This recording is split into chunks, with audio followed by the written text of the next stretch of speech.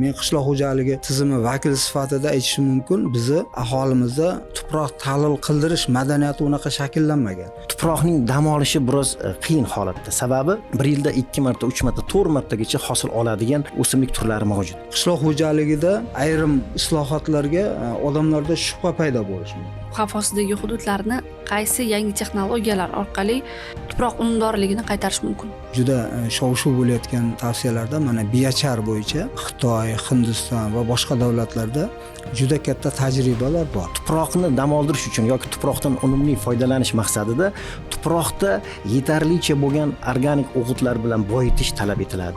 Chet elda masalan somon ham yoki o'sha makka qoldiqlari ham shunday dalada qolib ketadi.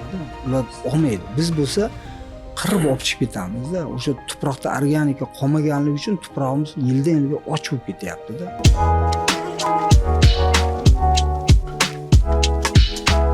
Barchaga assalomu alaykum. Ekspertlarga so'z loyihasida ko'rib turganimizdan xursandmiz. Bugungi mavzuyimiz tuproqshunoslikka bag'ishlanadi va asosiy mavzu tuproqning hozirgi kundagi holati.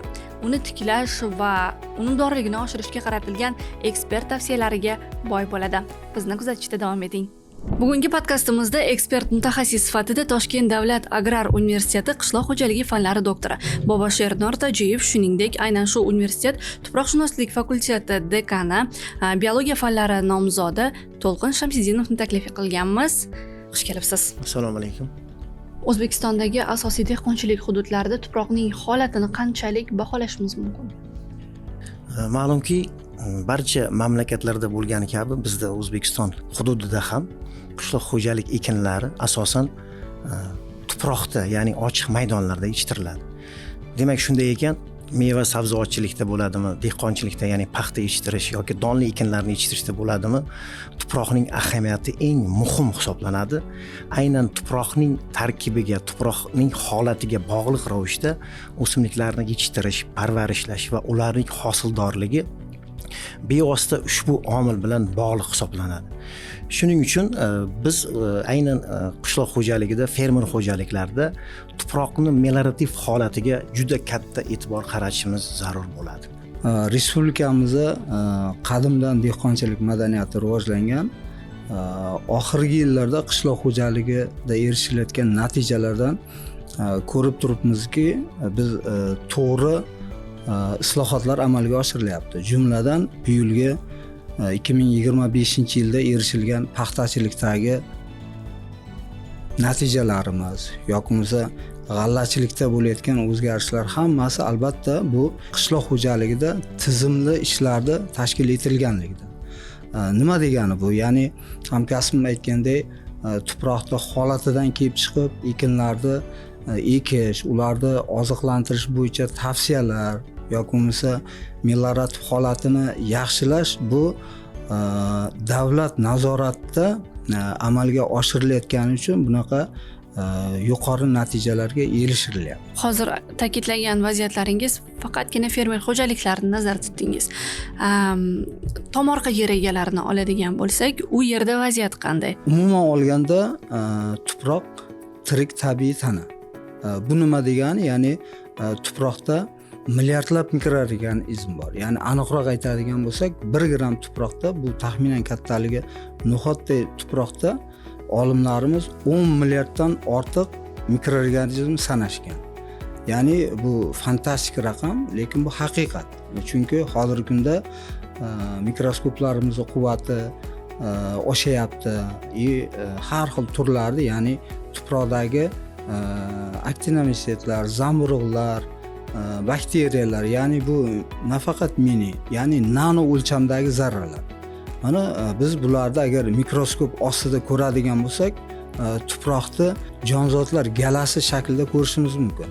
Agar bizni ko'zlarimiz ko'rganda edi, tuproqni shunaqa tirikligini ko'rgan bo'lardik. Yoki bo'lmasa qo'limiz bilan ushlaganda tuproqni uni harakatini sezgan bo'lardik. Afsuski biz bunaqa imkoniyatga ega emasmiz, lekin ilm-fan hozir uni ko'ryapti. Tuproqda tirikligi aniq. Endi albatta tuproq tirik ekan, shunga yarasha yondashuv bo'lishi kerak. Ya'ni u bilan hisoblashishimiz kerak. Mana endi hozir biz aytgan yuqoridagi davlat, ya'ni qishloq xo'jaligi vazirligi fermerlar, klasterlar umuman boyagi O'zbekistonda sug'oriladigan 4 million 200 ming, 4 million 300 ming gektar maydon bo'lsa, undan tashqari 800 ming gektar atrofida lalmikor yerlar bor. Bular asosan o'sha bizni klasterlarimiz hamda fermerlarning qo'lida. Bular uchun vazirlik hamda hokimliklarda tavsiyalari bor, qishloq xo'jaligi boshqarmalari albatta bular bilan olimlar, o'sha ishlab chiqarish birgalikda ishlab, to'g'ri tavsiyalar asosida agrotexnik tadbirlar amalga oshiriladi. Jumladan meliorativ holatini yaxshilash uchun hozir mana sho'r yurish tadbirlari amalga oshirildi. Yo'qmasa kuzgi, bahorgi ishlarda hammasini ketma-ketligi bor. Endi hozirgi aytgan tomorqalarda bo'lsa, asosan aholi u yerda mehnat qiladi. Endi aholi ko'pini ham endi unaqa tajribasi bor deb ayta olmaymiz. Endi bilimsiz desak sal noto'g'ri bo'ladi. Tajriba albatta muhim, chunki u yerda o'sha bevosita qishloq xo'jaligini tushunadigan, ya'ni o'sha tuproqni tirikligi yoki tuproqni holatidan kelib agrotexnik boyagi tadbirlarni amalga oshirish uchun ham albatta tajriba, bilim kerak. Shuning uchun agar biz joylarda bu bilimlarni tarqatadigan bo'lsak, o'sha tuproq tahliliga murojaat qiladigan bo'lsa, o'sha tuproq tahlilidan kelib ekinlarni joylashtirish yoki ekinlarga agrotexnika qilishni amalga oshiradigan bo'lsa, albatta u yerda yuqori natijalarga, ya'ni o'sha oxirgi oqibat tomorqa yer egalarining boyagi daromadiga, hosilni ko'p bo'lishiga erishish mumkin. Aynan tomorqa yer egalarida tuproq bilan aytaylik muomala qilishda qanday xatoliklar kuzatilyapti hozirda? Aytaylik, yerga dam bermasdan qayta ekin ekish tuproqda qanday o'zgarishlarni hosil qilishi mumkin? To'g'ri aytdingiz. Mana bizni tomorqa yer egalarida turli sohaga oid kasb egalari mavjud. Ularda bitta muammo bor. Bu endi tuproq tahlili qilmasdan u yerga har xil eshitgan ijtimoiy tarmoq orqali yoki chet el tajribalarini sinashga harakat qilib ko'rishadi. Lekin aslida hamma tadbir tuproq tahlilidan boshlanishi kerak. Men qishloq xo'jaligi tizimi vakili sifatida aytishim mumkin, bizni o'sha aholimizda tuproq tahlil qildirish madaniyati unaqa shakllanmagan. Bu endi rivojlanib kelyapti. Men bu bilan tomorqa yer egalarini aybdor qilmoqchi emasman, chunki shu paytgacha unaqa zamonaviy, tezkor yoki aniq tashxis qo'yadigan laboratoriyalar ko'p emas edi.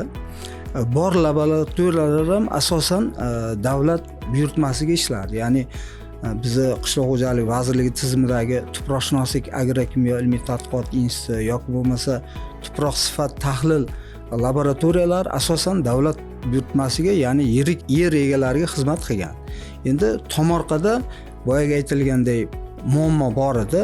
Endi laboratoriyalar ham paydo bo'lyapti. Nafaqat boyagi davlat laboratoriyalari, xususiy laboratoriyalar ham paydo bo'lyapti. Demak, bemalol bizni tomorqa yer egalarimiz laboratoriyalarga murojaat qilib, tuproqlarini holati haqida aniq tasavvurga ega bo'lish kerak.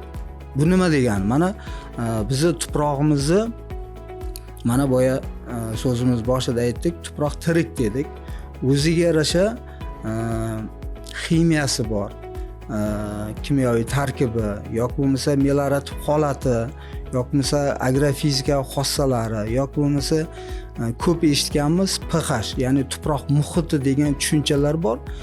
Ko'pincha bizni tomorqa yer egalari o'sha yerga to'g'ri kelmaydigan ekinni ekib hosil olishga harakat qiladi. Lekin bizda ekinlarni ham tanlash imkoniyati bor. O'sha bizni tuprog'imizga to'g'ri keladigan sabzavotmi yo mevalimi yoki boshqa ekinlarni ekishda o'sha tuproq tahliliga qarab yondashadigan bo'lsak, u yerdan biz boyagi to'g'ri hosil olamiz. Albatta tabiat bilan faqat olish kerak emas, tabiat bilan hisoblashish kerak.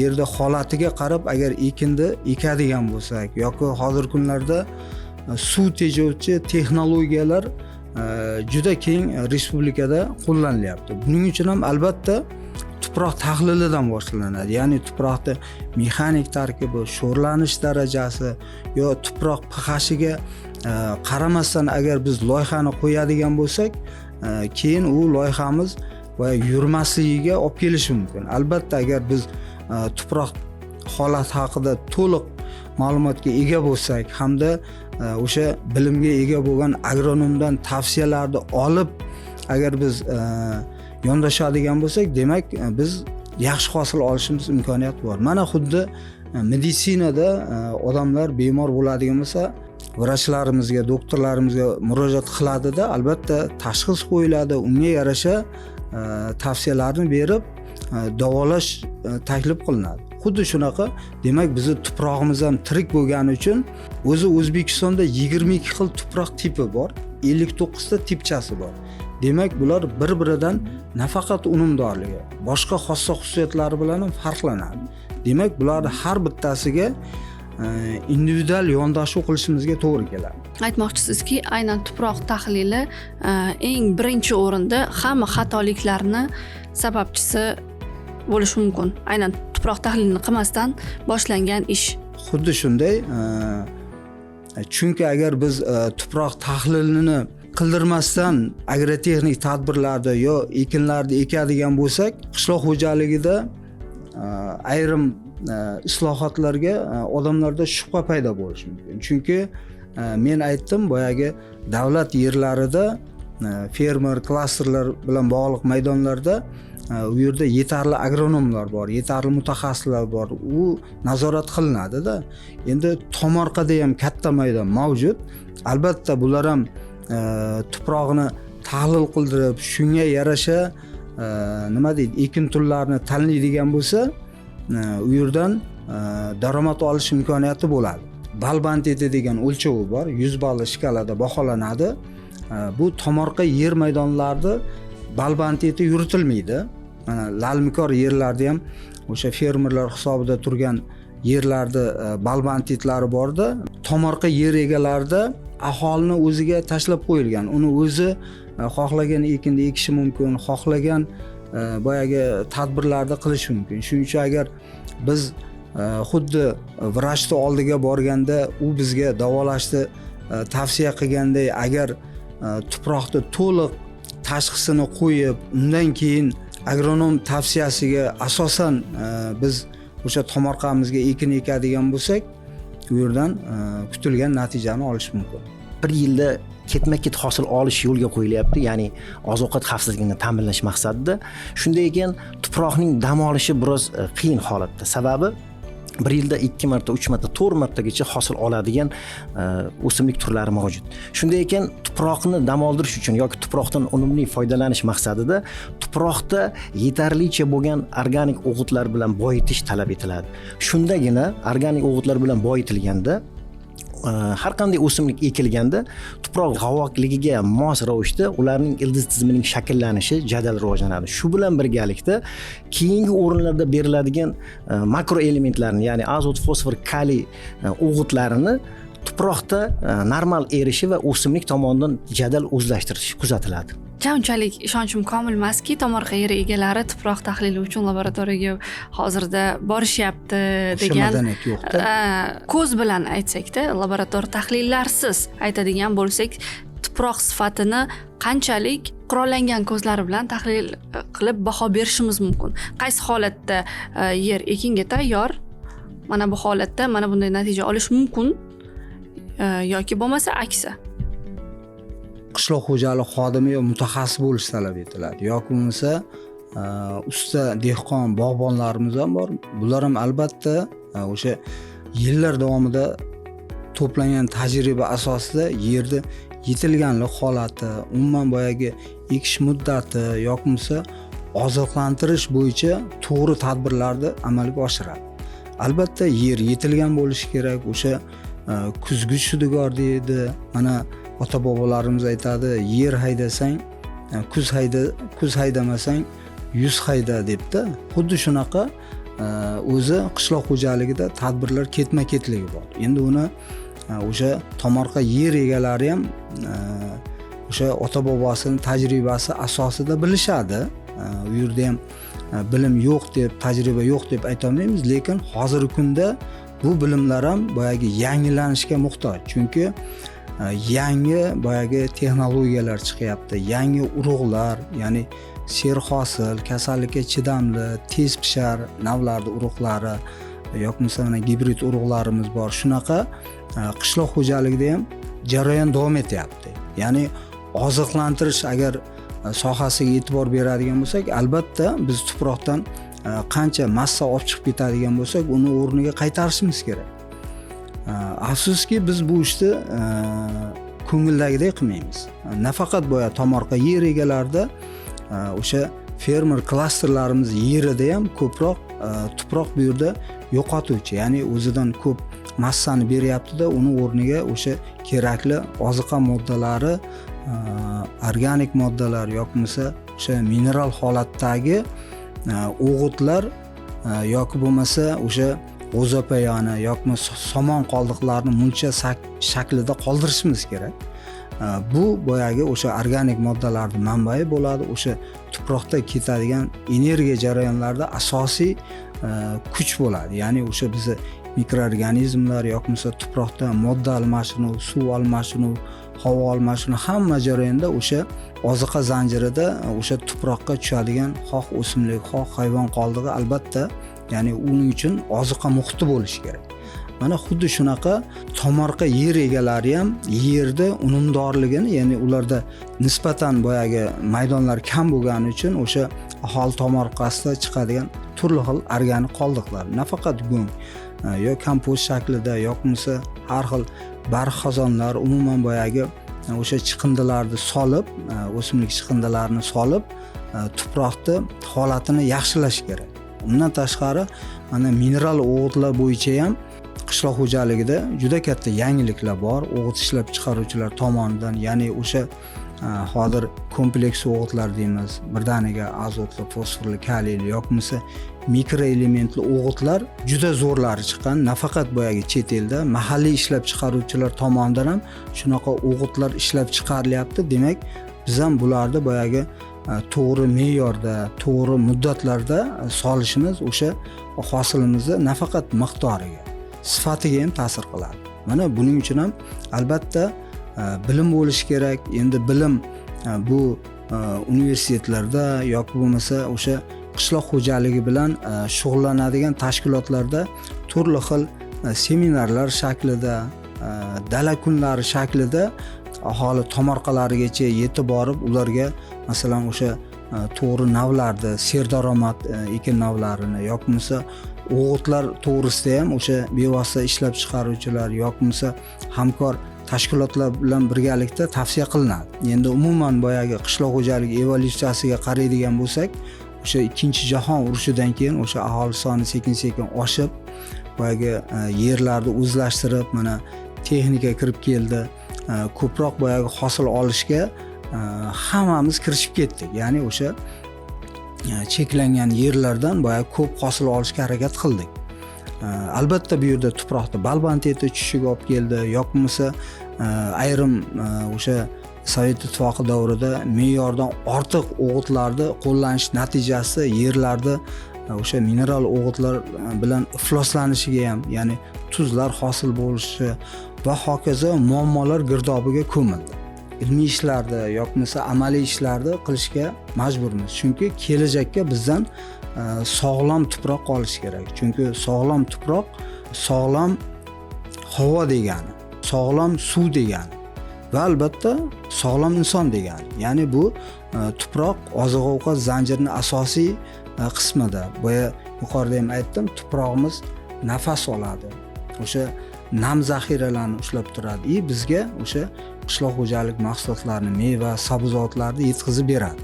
Mana shunaqa tirik jon bo'lgandan keyin biz shunga yarasha munosabat qilib uni oziqlantirishda ham mana to'g'ri, mana hozirgi yangi ilmlardan foydalanib, ya'ni yaqingacha biz mikroelementlarni juda zarur deb hisoblamasdik. Yoki bo'lmasa O'zbekistonda kaliyga boy degan tushuncha bor. Ya'ni tuproqshunoslarda biz yaqingacha bizni tuproqlarga kaliy solish shart emas, kaliyga muhtoj emas deyilardi-da. Lekin hozirgi kuzatishlar ko'ryapti. Demak, tuprog'imizda kaliy ham kamayib ketganligi. Demak, nafaqat kaliy, boyagi mikroelementlarga murojaat qilib, chunki bizni ekinimiz tuproqda bag'ridagi hamma oziq elementlarni olib chiqib ketadi. Demak, albatta uni qaytarishimiz kerak. Biz bo'lsa sanoqli o'g'itlarga ishlaymiz, sanoqli elementlarni qaytarishga harakat qilyapmiz, lekin u ham boyagi me'yor darajasida emasda. Boyagi ko'p vaziyatda boyagi tuproq bu yerda unumdorlik quvvatini yo'qotadigan vaziyatga olib kelyapmiz. Aynan O'zbekistondagi viloyatlarda tuproqlar turlicha. Ularning holati, tuzilishi shunday ekan, aynan qishloq xo'jaligida ekin turlarini rayonlashtirish degan tizim bor. Ya'ni har bir nav yangi ishlab chiqilgandan so'ng aynan qaysi hududga mos ekanligi, qaysi tuproq iqlim sharoitida yaxshi o'sishi, rivojlanishi yoki yuqori hosil olish to'g'risida aynan olimlar yetishtirgan navlarni tasnifini ishlab chiqaruvchilarga beradi. Shu nuqtai nazardan aynan nav tasnifida belgilab qo'yilgan hududlarda ularni ekadigan bo'lsak, sabzavot turi bo'ladimi, meva ekin turi bo'ladimi yoki dala ekinlari bo'ladimi, shunga mos ravishda ushbu tuproq sharoitlarida o'simlik o'zini yaxshi his etadi va undan yuqori hosil olish imkoniyati mavjud. Agrotexnik tadbirlar o'tdi, hosil yig'ib olindi. Undan so'ng tuproq qanday, aytaylik, stressga duch kelishi mumkin va uni qanday qayta tiklash kerak? Tirik organizmlarda boya aytib o'tganimizdek yetarlicha oziqa moddalar bo'ladi. Va har qanday qishloq xo'jalik ekin turini ekkanimizdan so'ng vegetatsiya davri davomida tuproqdan o'zi uchun kerakli bo'lgan zarur oziqalarni oladi va shu bilan birgalikda u tuproqni ma'lum oziqaviy qiymatini pasayishiga olib keladi. Shunday holatlarda, ya'ni qishloq xo'jalik mahsulotlari yetishtirib bo'lgandan so'ng bizda asosan fermer xo'jaliklarida tuproqni tinim davriga olib kirish maqsadida kuzgi shudgor amalga oshiriladi va shu bilan ham tuproqqa yetarlicha dam berish imkoniyati mavjud. Lekin tomorqa yer egalari bunday holatlarni amalga oshirish biroz mushkul bo'lganligi uchun avgust oyining 3-dekadasi yoki sentyabr oyining 1-dekadasida sabzavot ekin turlarini yetishtirib olgandan so'ng tuproqni yanada meliorativ holatini yaxshilash maqsadida arzon bo'lgan dukkakli urug'larni ekadigan bo'lsak, bir oy davomida ular chimbarik chiqaradi va ma'lum bir yashash, ya'ni bir o'suv fazalarini kuzatish mumkin bo'ladi. Bu bilan, ya'ni oktyabr oyiga kelganda havoning sovishi hisobiga o'simliklar o'sish pasayadi.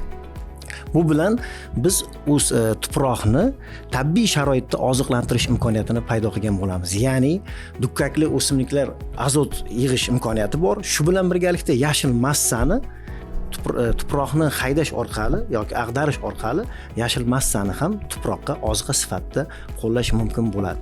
Va ikkinchi tizimda, ya'ni ikkinchi etapda shu bilan birgalikda oziqlantirish bilan bir qatorda tuproqni ag'darish hisobiga u qishki tinim davriga o'tadi va keyingi yilda ishlov berilmagan holatga nisbatan tuproq biroz jonliroq uyg'onadi. Bu bo'yicha davlat dasturlari ham bormi? Umuman tuprog'imiz konstitutsiya bo'yicha muhofazada. Alohida tuproq unumdorligini saqlash, tiklash va oshirish bo'yicha O'zbekiston Respublika qonuni ham mavjud.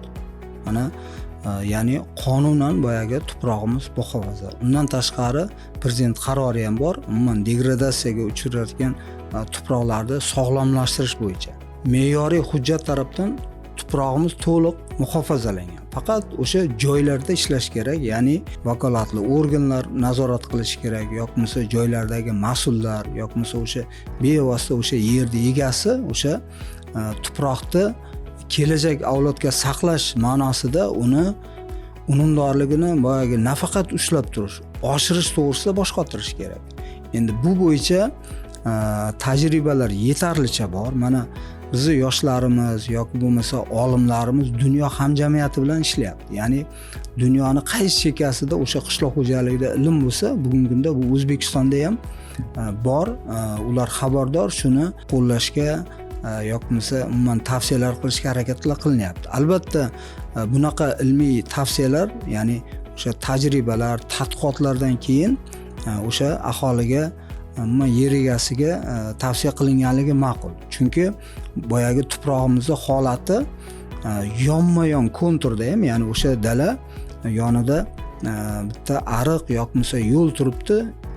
Dalaning ikki tarafida ikki xil vaziyat bo'lishi mumkin. Demak, biz birinchi A dalaga qilgan tavsiyamiz B dalaga to'g'ri kelmasligi mumkin. Albatta, boyagi yana o'sha tuproq tahlili agar bizda bo'ladigan bo'lsa, shunga qarab biz o'sha tuproqni unumdorligini tiklash, oshirish bo'yicha ham endi hozir mana Notil texnologiyasi, mana FAO bu bo'yicha juda katta ishlari bor.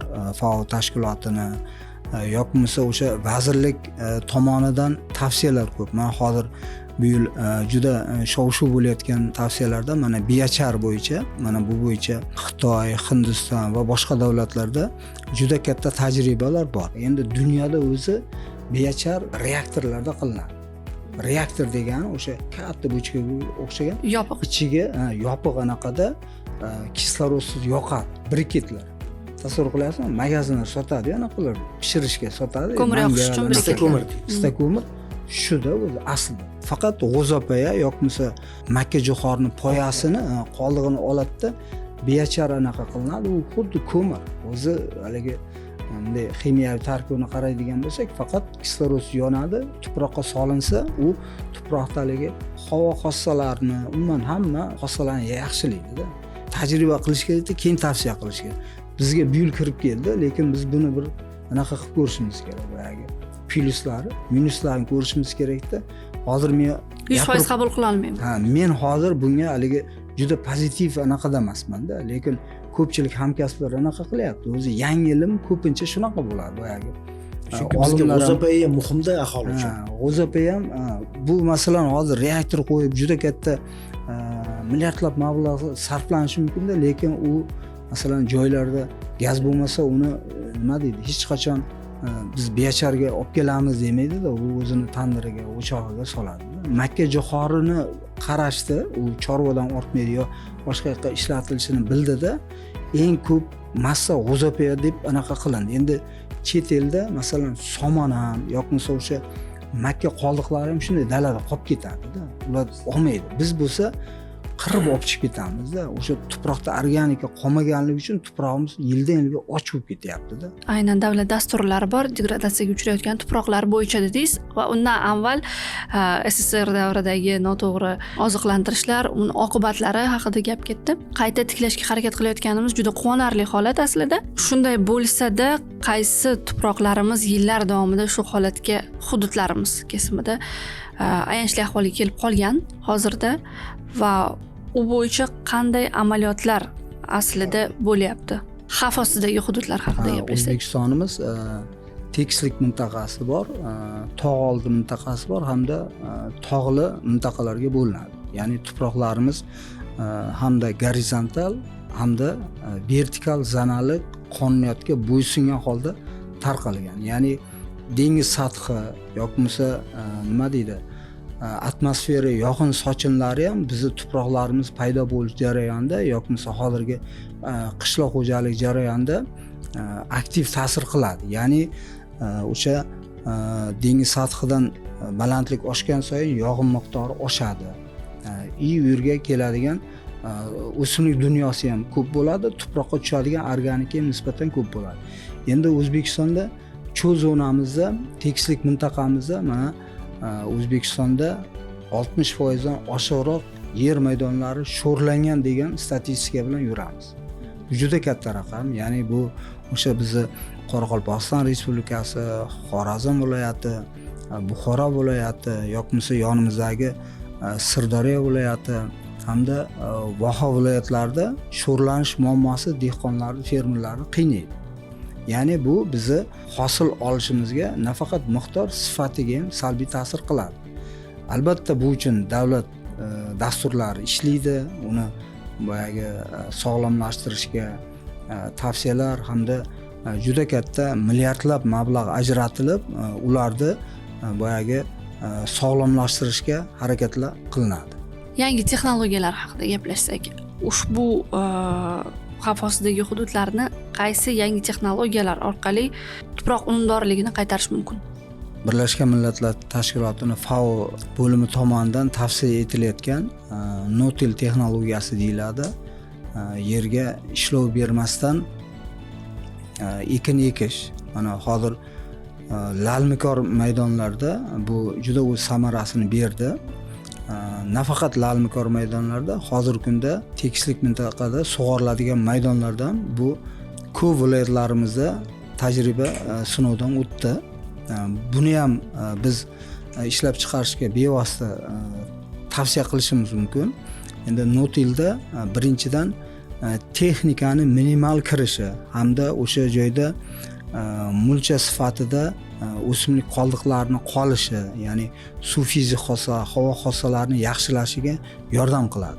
Endi hozir bu bo'yicha bizni aholimiz ham xabari bor. Mana fermerlarimiz katta maydonlarda O'zbekistonda o'sha Braziliya selkasi deydi yo turk selkasi yordamida har xil ekinlarni ekib yuqori natijaga erishyapti. Nafaqat ish kuchidan, yoqilg'idan yo boshqa xarajatlardan biz boyagi xarajatlarni oldini olamiz hamda boyagi o'sha tuproqqa o'simlik qoldiqlarini qoldirishga ega bo'lyapmiz. Undan tashqari biz asosiy ekinni yig'ib olgandan keyin ko'pincha suv bilan ta'minlangan hududlarimizda dukkakli ekinlar, mosh, loviya va boshqa dukkakli ekinlarni ekib, u yerdan ham daromad olamiz. Undan tashqari o'sha dukkakli ekinlarni bizni endi men ko'pincha Xudoni bizga bergan inomlari deyman-da. Chunki uni tuganak bakteriyalari o'sha havodagi erkin azotni o'ziga o'zlashtirib, tuproqni azotga boyitadi.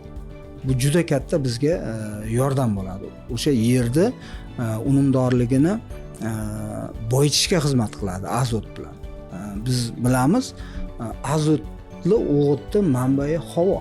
Mana atmosfera havosi 78% azot tutadi. Ya'ni 1 gektar maydon bo'ladigan bo'lsa, ustida 70 ming, 80 ming tonna azot bosib turibdi, lekin bizni tuprog'imiz azotga kambag'al. O'sha beda yoki dukkakli ekinlar bizga bu yerda yordamchi. Ya'ni o'sha atmosferadagini afsus o'simliklar o'zlashtira olmaydi. Uni o'zlashtiradigan holatga o'tkazish kerak. Bizni dukkakli ekinlarimiz shuni tabiatni o'zi tuproqni azotga boyitib, nafaqat boyagi biz yerdan boyagi daromad olamiz, tuproqni boyagi xossalarni ham agrofizik, agroximik azotga boyitish bilan ham ta'minlashga erishgan bo'lamiz.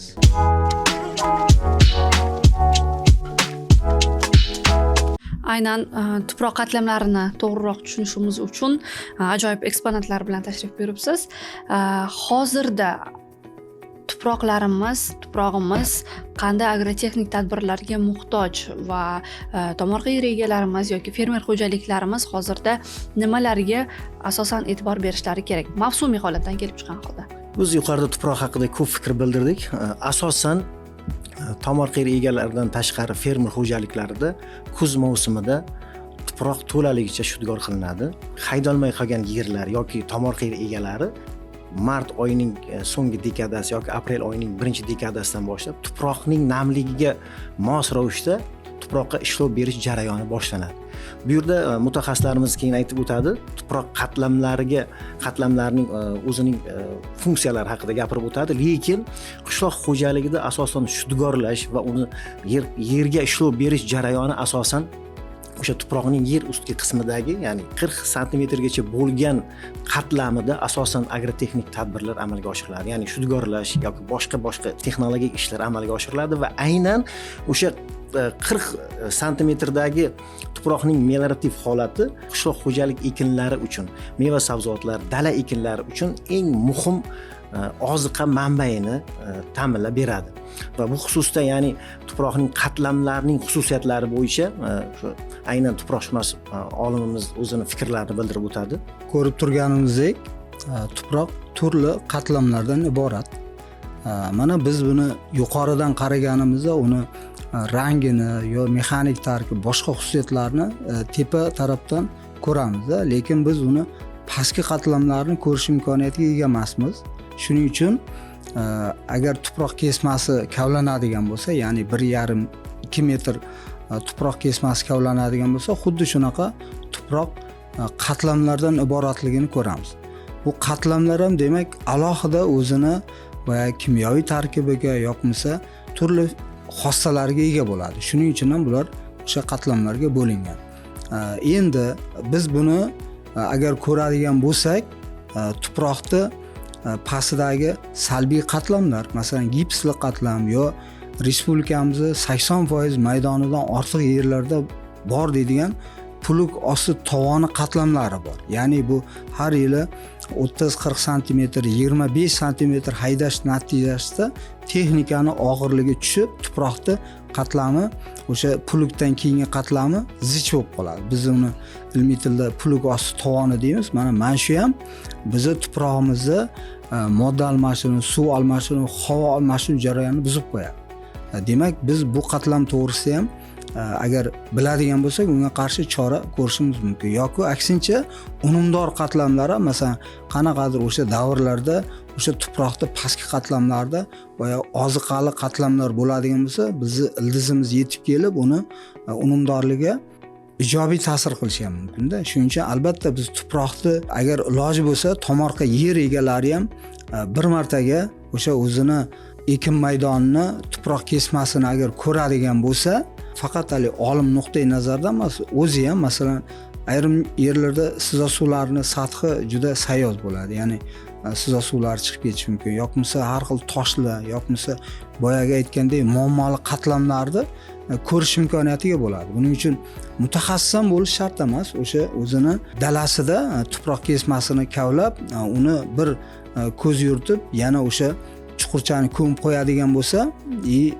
tahlil qildirib aniq dalasi haqida bir ma'lumotga ega bo'ladi. Bu ma'lumotlar albatta uni o'sha hozirgi kunda dehqonni maqsadi albatta daromad ko'rish uchun, o'sha ko'p hosil olish uchun o'sha dalani tuprog'iga qarab xulosa qiladigan bo'lsa, tadbirlarni davom ettiradigan bo'lsa, kutilgan natijaga erishadi. Kelasi mavsumda yaxshi hosil olish uchun tadqiqotchi sifatida amaliy tavsiyalarni berib o'tsangiz. Ayni vaqtda dalalarda, ya'ni fermer xo'jaliklari bo'ladi, fermer xo'jaliklari va tomorqa yer egalari asosiy bajaradigan ish hozirgi kunda eng muhim tadbirlardan biri o'sha dalalarni organik o'g'itga bo'lgan talabini o'sha olimlar tavsiya etgan darajada o'sha mahalliy o'g'itlarni chiqarishi eng muhim tadbirlardan biri hisoblanadi va keyingi mavsumda aynan hosildorlikka, o'simliklarning yaxshi o'sib rivojlanishiga eng asosiy omillardan biri bo'lib xizmat qiladi. Albatta bunga qo'shimcha, ya'ni qishloq xo'jaligi ekinlari ekilishi bilan birga yo'qmasa vegetatsiya davrida mineral o'g'itlar tuproqda ta'minlanganlik darajasiga qarab tavsiya qilinadi. Ya'ni o'sha ta'minlanganlik darajasini biz bilsak, shunga qarab qaysidir elementni kam ko'p solishni tavsiya qilamiz. Albatta bu yerda kompleks o'g'itlar yoki mikro elementli o'g'itlar mana hozirgi kunda ishlab chiqaruvchilar tomonidan juda ham sifatli o'g'itlar qishloq xo'jaligi tavsiya qilingan. Albatta bularni ishlash kerak. Buni endi nafaqat o'simlikni o'ziga bargidan oziqlantirish mana hozirgi kunda qishloq xo'jaligida juda o'zini samarasini beryapti. Bu bo'yicha ham agar bizni tomorqa yer egalarimiz bilimlarga ega bo'ladigan bo'lsa, biopreparatlar bor. Mana ilm-fan to'xtab turgani yo'q. Ishlab chiqarishga o'g'itlarni ham keng assortimenti tavsiya qilinyapti. Albatta buni o'sha mutaxassislardan so'rab, bilib, agar o'sha ekinlarni oziqlantiradigan bo'lsa, albatta kutilgan natijaga erishadi. Bugungi amaliy tavsiyalar uchun sizlarga kattakon rahmat aytmoqchimanki, o'ylaymanki, ushbu tavsiyalar, amaliy va nazariy ko'nikmalar kelgusida fermer xo'jaliklari bo'ladimi yoki tomorqa yer egalari uchun bo'ladimi, tom ma'noda dasturi amal sifatida xizmat qiladi degan umiddaman. Tashrif buyurganingiz uchun rahmat. Rahmat, salomat bo'ling.